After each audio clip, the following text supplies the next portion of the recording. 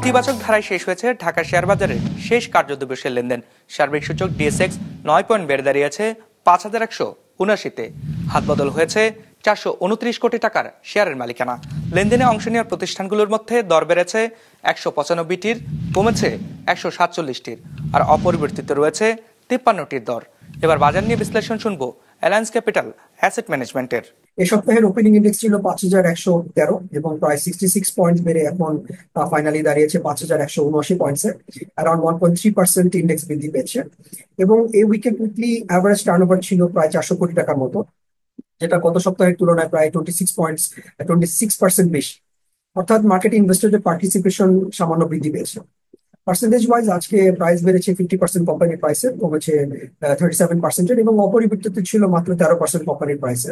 এবং সেক্টরের দিক থেকে সবচেয়ে বেশি লেনদেন হচ্ছে টেক্সটাইল সেক্টরে, ফলোড বাই ফার্মাসিউটিক্যালস এবং ইঞ্জিনিয়ারিং সেক্টরে।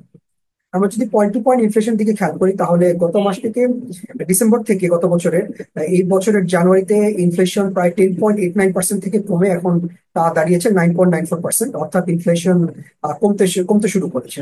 এবং ইনফ্লেশন যদি কমা শুরু করে, তাহলে আমরা এক্সপেক্ট করতে পারি যে বাংলাদেশ ব্যাংক তার ইন্টারেস্ট রেট কমানো শুরু করবে। এবং তখন যেটা দেখা যাবে যে ইনস্টিটিউশনাল ইনভেস্টর এবং লার্জ স্কেল যেসব ইনভেস্টর আছে, তারা আবারও ফিক্সড ইনকাম থেকে তারা ইকুইটি মার্কেটে ইনভেস্ট করা শুরু করবে, কারণ তাদের রিকোয়ার্ড রেট অফ রিটার্ন তারা অ্যাচিভ করার জন্য এই কাজটা তারা করবে।